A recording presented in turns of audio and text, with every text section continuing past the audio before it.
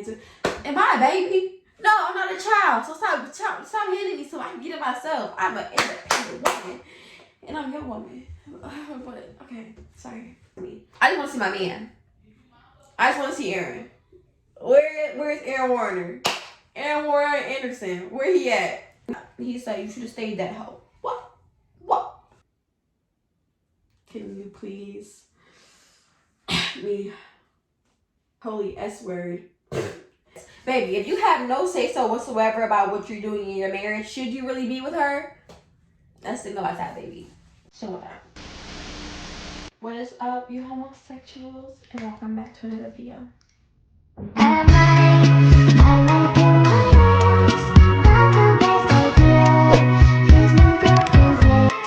We're gonna be reading Billie Eilish, Wattpad. Stop with don't forget to like, subscribe, and comment. Follow my Instagram and Snap, and turn on post notifications to get notified when I'm posting a video. Now for some Aaron. For the Aaron Warner one. This one is called Deserve Me. Aaron Warner times female OC. By Ash_Snape0109. Chapter 1, First Impressions. Onyx's POV. I felt a heavy blow to the back of my head as I'm kicked in my shin and knocked to the ground. One of the guards hit me in my head with the back of their gun, my face only barely missing the concrete as I caught myself on the palms and scraped the skin on the loose pieces of rock. What did I do to deserve this? I didn't mean to say that out loud, but it slipped. I have a bad habit of doing that. I said, move quickly. A deep, booming voice said to me sternly, get up. He barks more orders. Good. He didn't hear me. I have no choice but to obey, ignoring the throbbing pain in my head and hands as I find my footing and stand back up.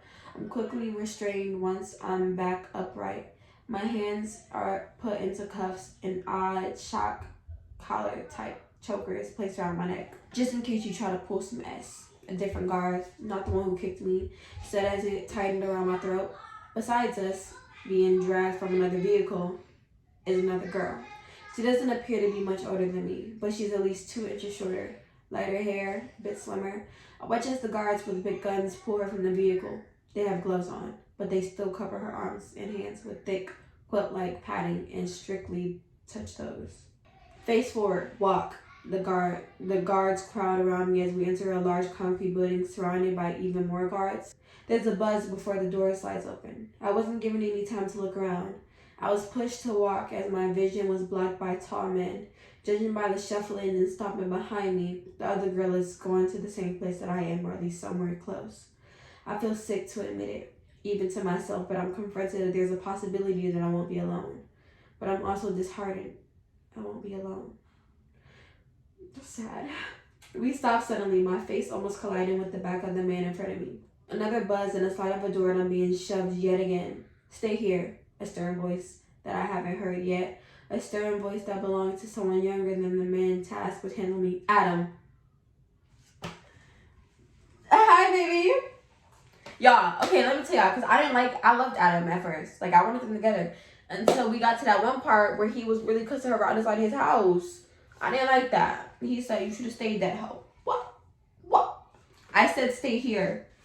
The other girl tried to speak, only to be shut down. She obviously knew him, and even if he didn't show it completely, he was being gentle, caring in the way he spoke. We both stand near the door as we process our surroundings, take them in. We turn to each other and do the same. She looks me up and down. I look her up and down. I'm Juliet. She tells me. Voice timid, small, almost as frail sounding as she looks. Onyx Marlowe, I say back. My voice isn't frail or timid, but it isn't loud or confident either. The more I observe the room and the other girl, Juliet, I notice that she was never relieved of the heavy padding on her arms and hands. Why did they put those on you? I asked her hesitantly. I know it's hard to talk about things like this, personal experience and whatnot, but I almost felt compelled to ask. Get to know her. They can't touch me, she explained simply. I'll hurt them if they could die if they touched me. I nod my head as though I understood her. I don't. But I won't press the matter anymore. She gazed at me further, eyeing the collar on my neck. Her lips twitched like she wants to say something but isn't sure if she should. I started to reassure her that she could ask whatever she wanted to, but the door opened. The buzz signaled it before a figure appeared in the threshold. The younger guard, Adam, stands before us, hands behind his back. Follow me. He says, turning his body sharply to the side and walking in quick strides. I'll be showing you to your rooms. Julia and I do as he said without questioning or hesitation. I know the drill by now, and by the looks of it, she does too. We follow Adam down long hallways, taking sharp turns and passing multiple armed guards. None of them really pay attention to the three of us, which I'm thankful for. I hate having eyes on me, even more so, multiple sets of eyes on me. I just want to see my man. I just want to see Aaron. Where's Aaron Warner? Aaron Warner Anderson. Where he at? We slow to a stop as we approach two doors. He opens them, only turning to face us once the doors hang ajar. These are your rooms, he starts. You will stay in them until I myself or another guard comes to collect you. Not a moment before, not a moment after. You may enter. He looks at me, nodding his head into my left, his right, to insinuate his words. I pass him and enter. Before he closes the door behind me, he puts his head in. Take a shower. Get dressed. You're expected to attend dinner. Warner's waiting for you. Hi, baby! I want to eat you. I'm sorry. It's too straightforward, was it? Okay, I'm sorry. I'm sorry, who? Just get dressed. I'm not surprised by his dismissal of my question. I'm actually quite used to it. Normally, I don't even get an answer. I'm used to silence when I question things. I venture further into the room, my room. I look in the large space, the large bed, the lovely clean cream covered walls. Never mind. I'm sorry. But what really caught my attention was the Amori. I don't know how to say that word. Amari? I don't know.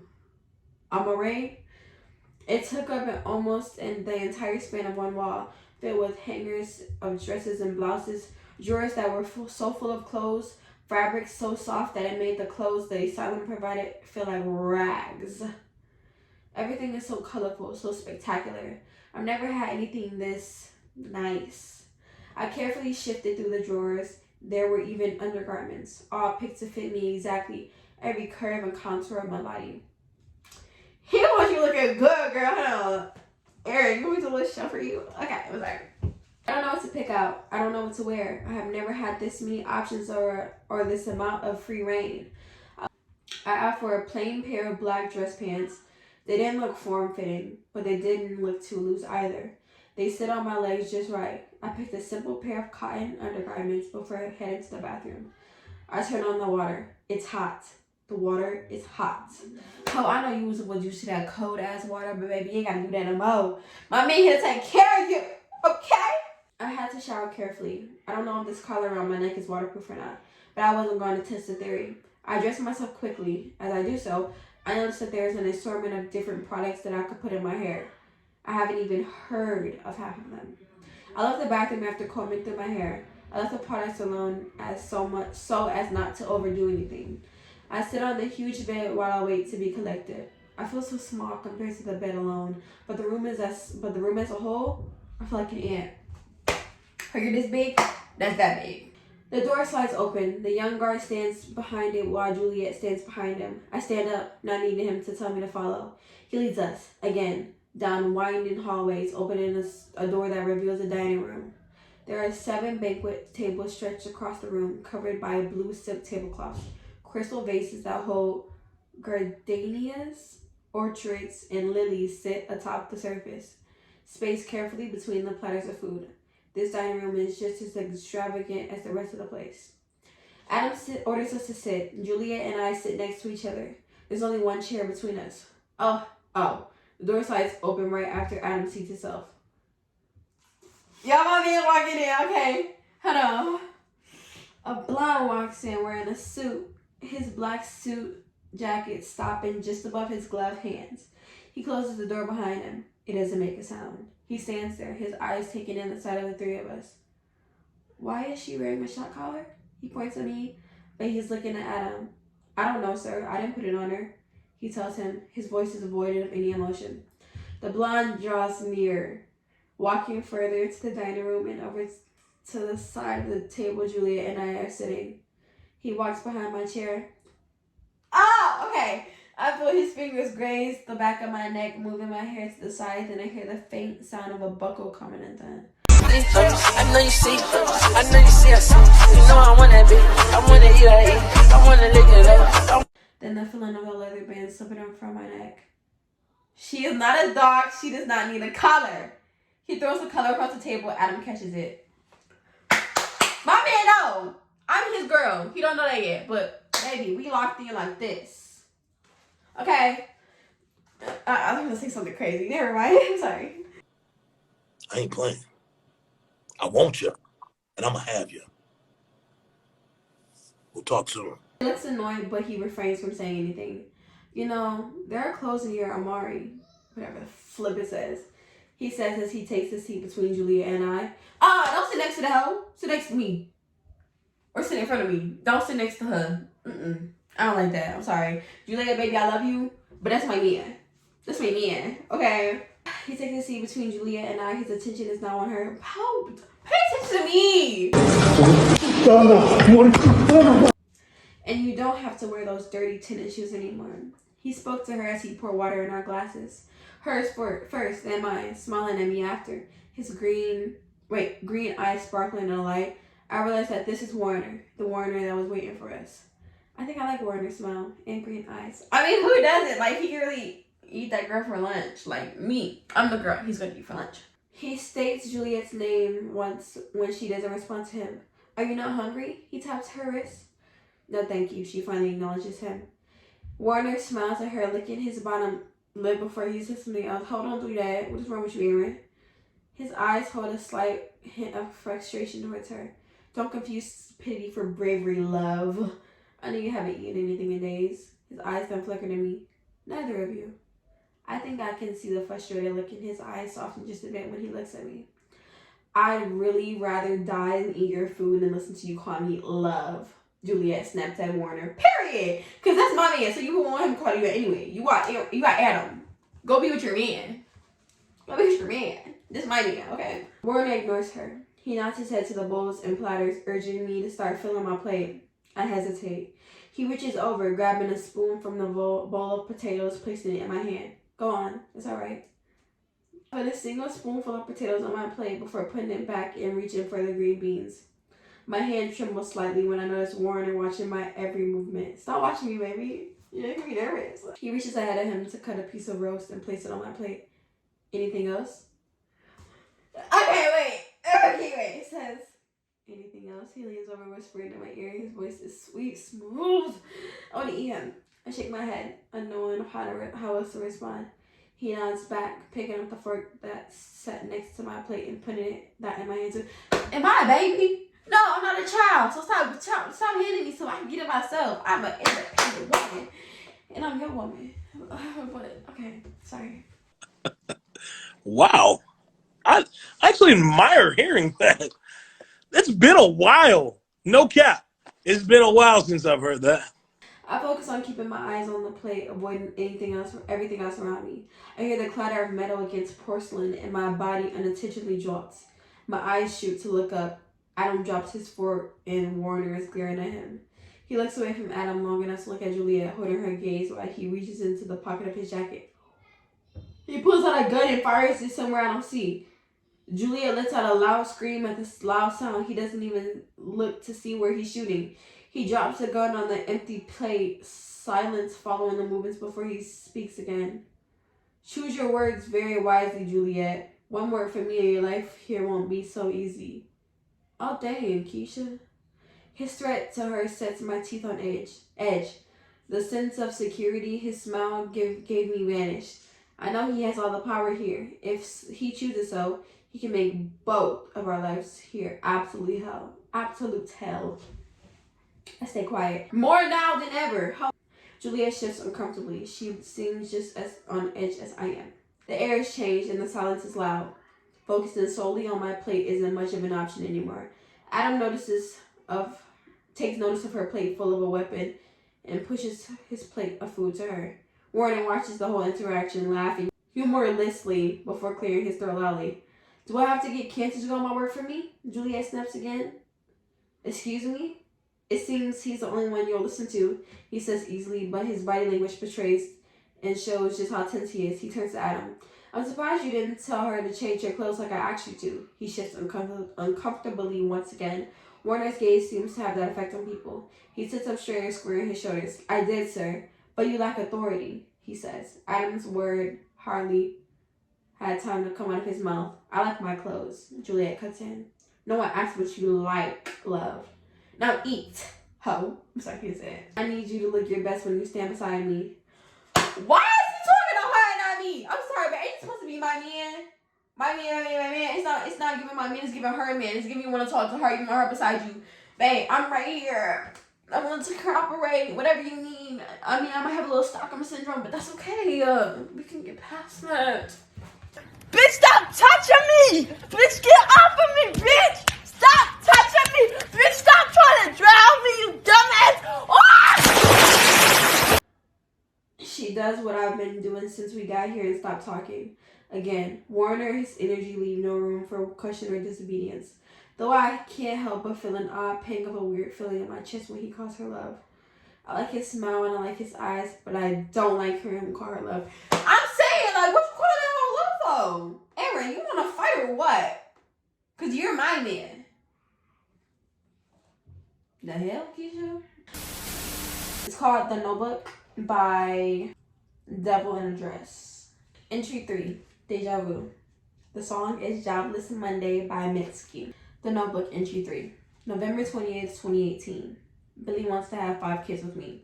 I don't know how my body is going to handle that. Or if I'll even be a good mom. Will we be good parents? XOXO. Salem. I love Salem. Laurent O'Connell. A frown came across my face as I read the pages of the unfamiliar notebook sitting in my hands. All of the pages were like diary entries of this girl and Billie. Who was she? And why didn't I know about her? What else was Billie hiding from me? Why did that name sound so familiar? Because it ain't you, ho. Shut up. Sorry. I was going to read further until I heard footsteps approaching the bedroom door, so I quickly threw the notebook under my pillow, turned off my reading light, the only light on in the room, and frantically rolled over, pretending to be asleep. I knew it had to be Billie and not the twins nor Samora because of her heavy footsteps. A second later, I heard the door crack and Billie was coming in. Shuffling could be heard and I knew she was kicking off her shoes at the door. It was a horrible habit she had. I always had to put them away. Bitch, no, I'm sorry. Sorry. Billie went into our bedroom and started a shower for herself, closing the door behind her. Now that the coast was clear, I huffed and rotated until I was lying on my back staring at the ceiling. Billie and I have been normal lately, I think. We've always been distant within our relationship, mainly because she was so secretive. Well, baby, if she being secretive, you shouldn't be with her. That's just my take on it. Just saying. Sometimes I feel like I was her trophy wife, and that's it. That I just fit into her aesthetic, and that was the only reason why she married me. Maybe. She controlled everything about us. She named the kids, chose the house, chose the cars. Hell, she even chose the pets. Baby, if you have no say-so whatsoever about what you're doing in your marriage, should you really be with her? Let's think about that, baby. Think about that. I was grateful to say the least, but I wish those were things she let us do together. I was fond of the life Billie built for us, but I couldn't truly be happy without the constant thought that my wife was living in secrecy. And I knew she was. When Billie and I met, she had just gotten signed. It was mid-2019. She was graduating and I was only a sophomore. People didn't really associate with me at all because I barely knew any English, so how we crossed paths had always been odd to me, mainly because I was a nobody. Well, you know Billie a stalker, so she probably stalked you. I'm not gonna lie. The first time we met was uneasy. She was going through a dark time. It was so obvious, but she looked dead almost. I felt bad for her. We didn't meet again until years later when I graduated and began modeling. She was performing at a Gucci fashion show, which I was modeling in, and we ran into each other. She tried to pursue me, and at first I wasn't sure. I was playing hard to get. Billie was notorious for sleeping around. I didn't give her a chance until she wrote me a letter in French. I didn't know she could speak it, which is my native language, expressing how well she would treat me if I just let her. Billie, you're a whore. Billie, you're a whore. You're a whore. I was instantly enamored by it. Please don't come for me. I don't know how to speak English. Please. I'm sorry. Eventually, we started going out together. Then one day, she took me to a carnival and asked me to be her girlfriend on the Ferris wheel after singing me a song. Did she or did she not do the same thing with Salem? Billie's a B word. Billie's a B word. I completely fell for her after that. She swore up and down, if I let her, that it was fate and I was meant to be hers. Billie! At first, I couldn't agree more seeing how well we were together, but I was utterly wrong, okay? I was dumb and I was gullible. Me and Billie are polar opposites at heart, which was something I had no knowledge of until later in our relationship. I was trying to figure out who she was. I'm glad I found the notebook because it's the first step to figuring out the woman I would marry really is. O'Connor. This is Billie's POV, y'all. I scrubbed my body, making sure I washed the smell of sex away so Celine wouldn't question me. Omar, What? let me tell you something. I can say one. You want me to Go home and get the gun. Damn! Go home! Run! Come on! Run! Billie, you're a It wasn't like anybody was getting hurt. I kept her in the dark on things to keep her safe. Okay, Billie. There was nothing she needed to worry that her pretty little head about. That's okay, right? No, it's not okay, Billie. You're cheating on your marriage, on your wife. It's not okay. No. And then you use all the things you use on Salem with this trick. I continued to scrub, trying to hurry. The longer I stayed in the quiet shower, the easier it was for my mind to drift off to Salem. She haunted every waking second of my life, as she should. Okay? I couldn't escape her. The only thing I escaped was how insane she made me when she was alive. You were already insane, though. But maybe not even that. I hated myself for how I treated her. She was the best thing that happened to me, and I treated her like shh. And you did. But then she came along. A do-over. Baby, that's not how it works, though. That's not how it works. I was getting the chance to redeem myself, to show Salem I could be a good girlfriend, that I wasn't abusive or manipulative. Did I mention how similar Celine and Salem are? Stop. I aggressively turned the shower off after washing all the suds off my body, and I stepped out wrapping myself in my robe. I walked over to the sink, grabbing my toothpaste to brush my teeth. My therapist thinks I'm anemophobic. You probably are. Or wait, nymphomaniac. That's what I meant. Nymphomaniac. She also thinks I have so much sex to make up for the fact that I don't hurt people anymore. Yeah. She could be right. Could be. Once I finished my night routine, I left the bathroom and walked back into Celine and I's room, still in my robe. I crawled on the bed, seeing that Celine was on her back, and began to kiss her forehead, both cheeks, then her nose. She breathed in, and her eyes fluttered open, slowly greeted me. Hi, she rasped as she grabbed the sleep from her eyes. Oh, you was not asleep. You was not asleep, and you know it. That was too good. Let's get the bell purr. Anyways, hi. I replied with a smile on my face. That's cute. I left your food in the microwave so you can heat it up. How is everything at the label? Fucking chaotic. I paused to lean down and peck her lips before speaking again. Somebody's been laundering money from us. Over $10 million. That's a lot of damn money. Whew. $10 million, she gasped and tried to sit up. It's okay, I pushed her down gently. Me and Esmeralda are going to figure it out, I assure her. That's a lot of fucking money, Bill. I chuckled at some of her words, at the way some of her words sound due to her accent. I love it.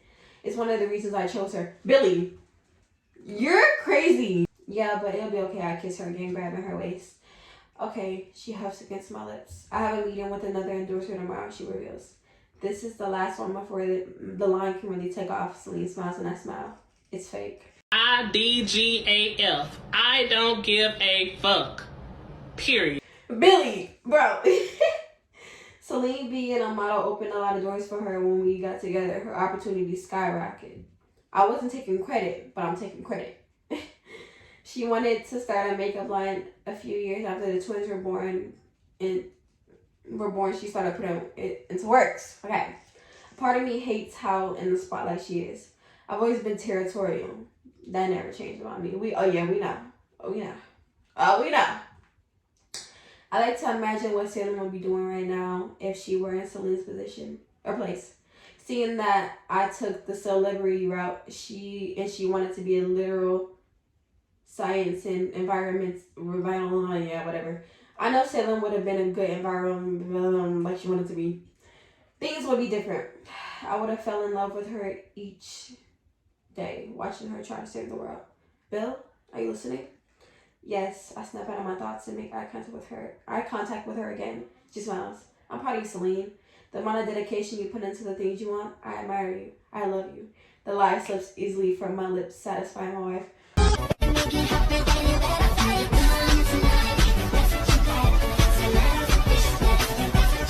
Billie Orchard!